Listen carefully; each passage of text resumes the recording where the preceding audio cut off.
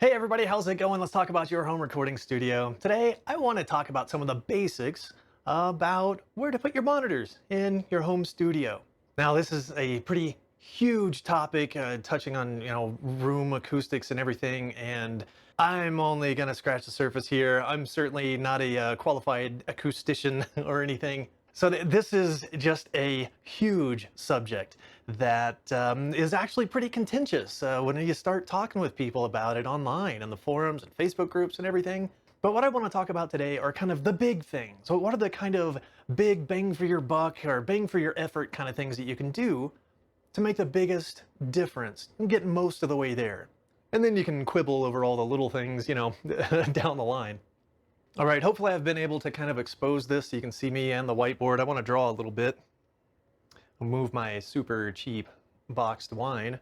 This episode brought to you by super cheap boxed wine. Is Franzia a little too fancy for you? Well, then you need super cheap boxed wine. At $13 per 5 liters, you can really taste the quality. So I think kind of overall here, my attitude towards all of this is, perfection is a great goal for all of us, but in a home studio, we're not going to get there. Perfection, like a perfectly acoustically balanced room, isn't a factor of things that you hang on the walls and where you put your monitors. And like that's part of it. But achieving that level of perfection begins in the bones of the room. Helmholtz resonators and waveguides and the shape and the dimensions and the ratios of the dimensions of the room and everything. But very, very few of us get to start with a complete, just blank slate. We're moving into an existing bedroom, an attic, a garage, a basement, a shed or a barn or something. So the bones of the room are pretty much already there for us. So we're dealing with kind of more superficial things that we can do to make it a more accurate representation of what the speakers are actually saying, of what the music actually sounds like, and how we perceive it when we're in what is most certainly far from a perfect room. So I think as far as we're concerned, a perfect room pretty much looks like this, right? Now, acoustically speaking, that's far from perfect. We've got parallel walls. It's going to amplify reflections and, make reflections and things like that worse. But as far as the bedrooms and everything that we're in, I think this is pretty much ideal. A rectangular room. Now, if your room looks more like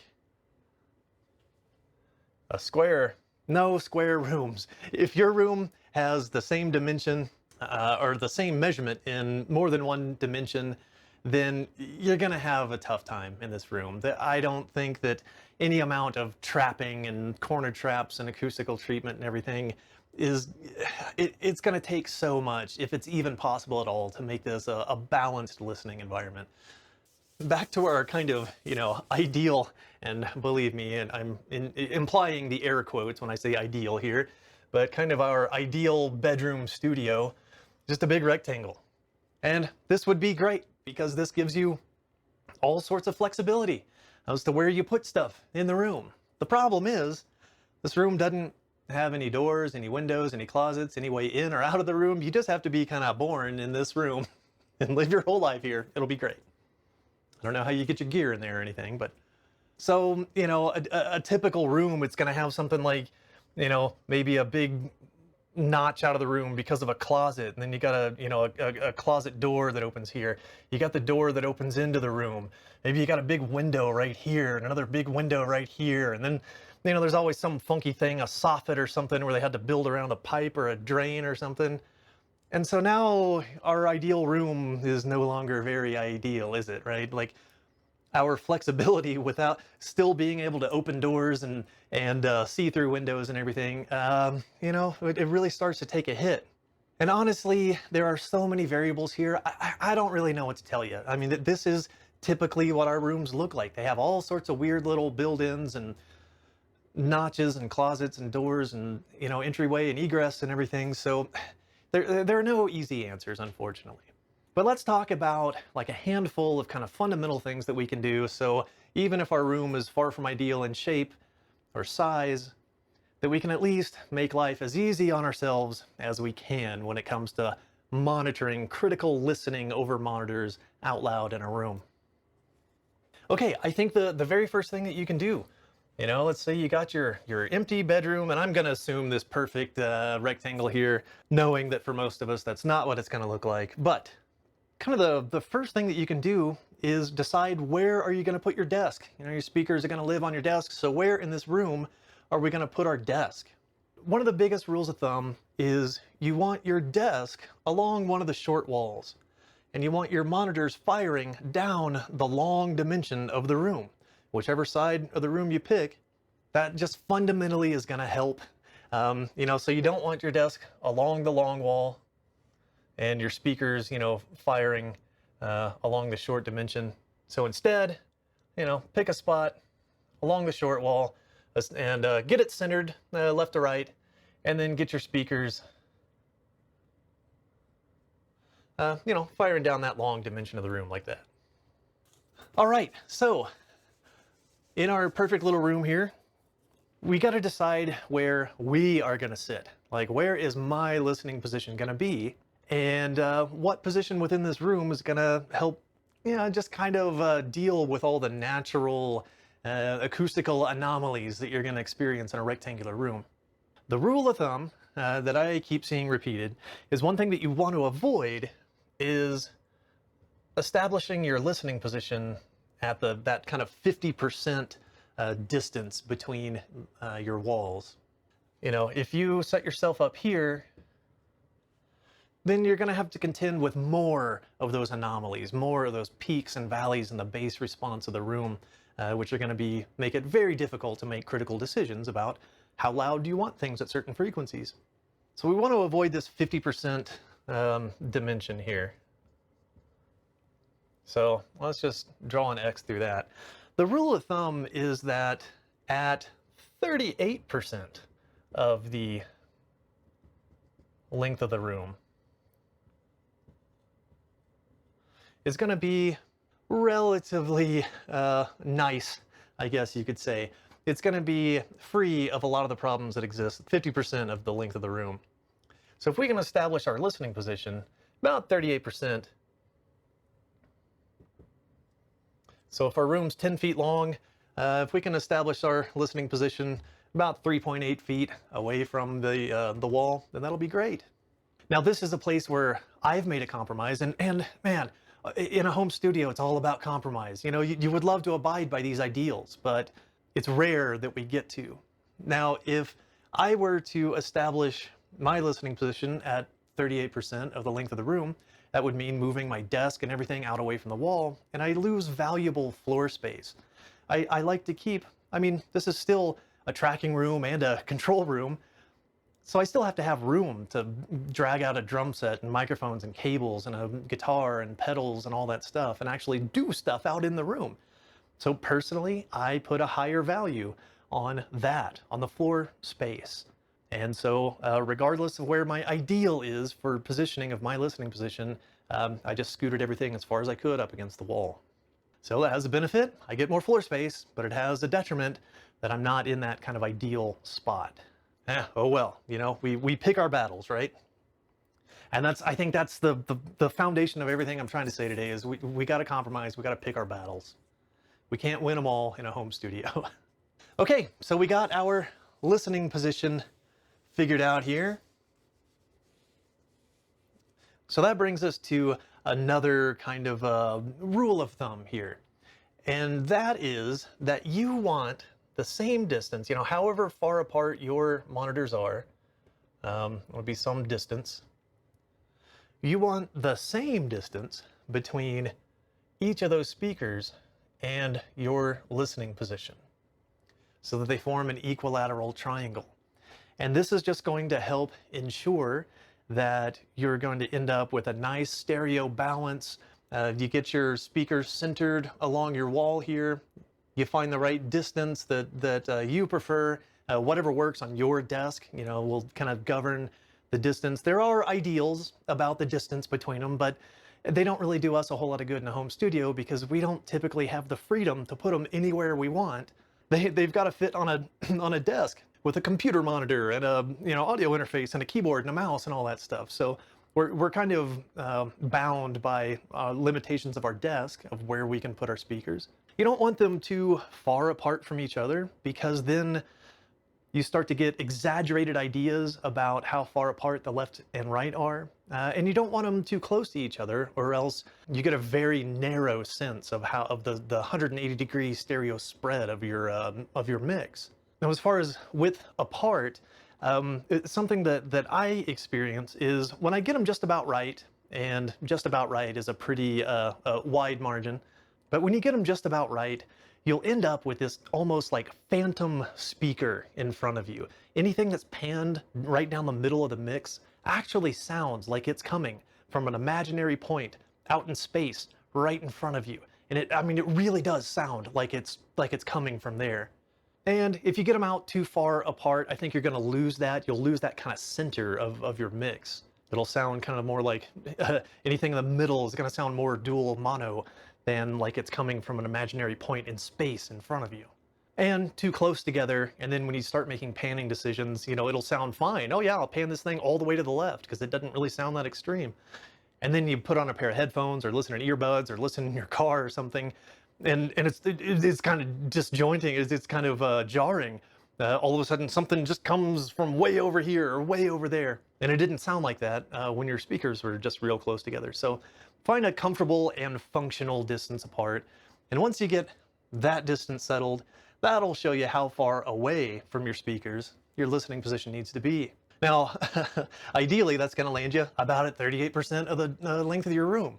But if it doesn't, you might have to take the whole unit, your desk, your speakers, and your listening position and everything, and start to move the whole unit until you can land either at 38% or at least not at 50% of the long dimension of your room. Now, that also brings up another thing here. Distance from the wall. How far away from the wall your speakers are is gonna have a pretty big impact on how they sound. How the low frequencies interact with the wall changes as you change that distance away from the wall. The same thing with the height of your monitors. Any change you make to where your monitors live in your room is going to make a difference on how you perceive them from your listening position. And as you change your listening position, it will change how you perceive the different frequencies of those speakers, and especially in the low end. In our home studios, in our bedrooms and basements and attics and log cabins and all that stuff, our worst enemy is low frequencies. Low frequencies are very difficult to control, and a lot of that construction that I talked about, a lot of the things that go into the bones of a room are there to help mitigate problems of directing low frequencies to places where they're not gonna just bounce off of a surface and interact with themselves out in the middle of the room, and therefore mess with our perception of how loud or quiet a certain frequency is. So this, I don't really have any sort of a rule of thumb. There are people that are absolutely adamant about rear ported monitors, and you must distance them X distance from a wall, and front ported speakers must be this distance. So I'm actually planning on doing an experiment. I have a pair of front ported speakers and a pair of rear ported speakers as well. And I wanted to kind of play around with it and just kind of see how big of a difference it does make. Myself, I put that more in the category of not one of these big things that we can do.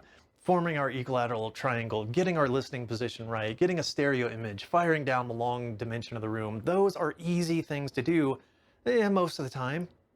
They don't cost any money, and it's just a little bit of experimentation. And I think those are going to bring big rewards. And then you start getting into things like, oh, your speaker sitting directly on your desk and causing resonances, and yeah, how far away from the wall is your rear ported speaker, and did you put traps behind your rear ported speakers? I think you're getting into diminishing returns there. I think that they do matter, but I think we can save those kinds of things for kind of our next level, right? Our next attempt at getting things arranged in our room. And one final thing that, at least that I can think of today, is wherever your speakers are. One thing that you definitely want to do is find a way to angle them so that the tweeters are pointed right at your ears. Now, it may not be possible, based on your desk, to have your speakers actually sitting right at ear level. And so they may be stacked on top of something and way up here. They may be on the desk surface and way down here. One thing that you don't want is for those very directional high frequencies. You know, remember high frequencies, the higher the frequency, the more kind of beam-like the frequency travels, and the lower the frequency, the more kind of omnidirectional they are. So for lower frequencies, it's less important to have the woofer pointed at your ears, because they disperse better, much more. The higher the frequency, the more kind of narrow and beam-like or cone-like that travel of them is. So you always want to make sure that your tweeters, wherever they are pointed at your ears. Oh, and one other thing that I can think of as well, one thing that you definitely want to avoid, and let's erase our little happy guy and desk here. One thing that you want to avoid is having your monitors in corners.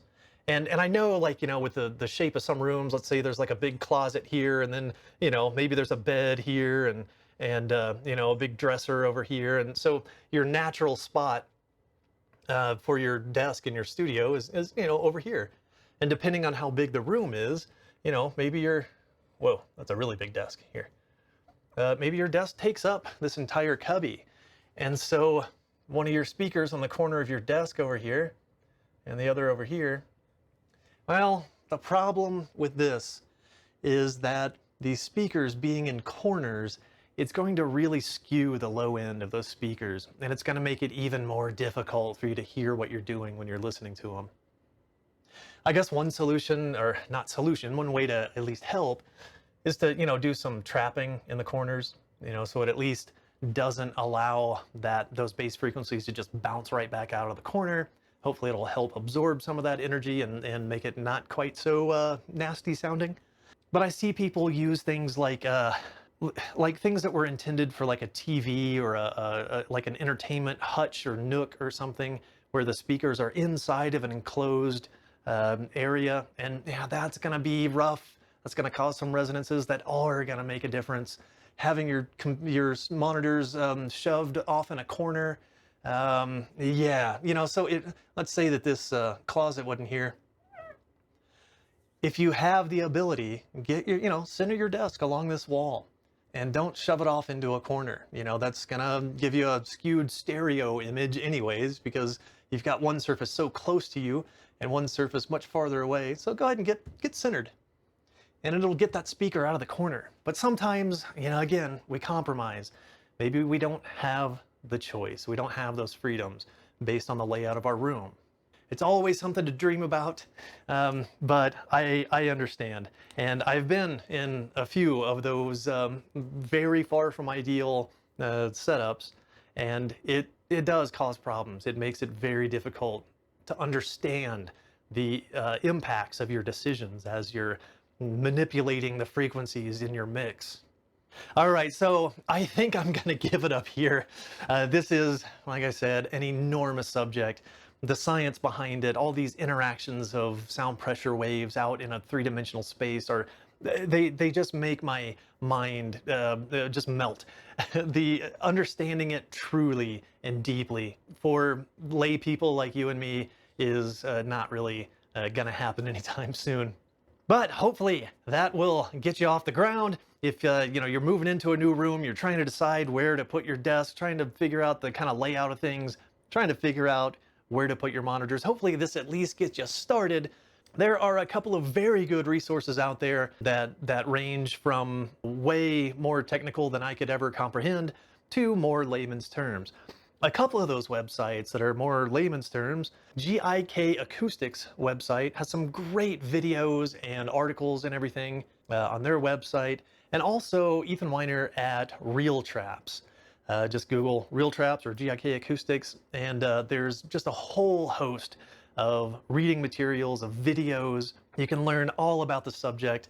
This is one of those subjects where you can dig as deep as you want. My opinion is that I think there's a point at which you're just getting bogged down. What we really want is just to make music in our home studios. And I think these kind of few big ideas that I've outlined here will at least help guide us towards that end. All right, well, thank you so much. If you have any input or anything, any ideas, any big things that I missed, leave them down in the comments below and help us all out in deciding where to put our monitors in our rooms. And I think that will do it for me this time, and I will see you guys again next time.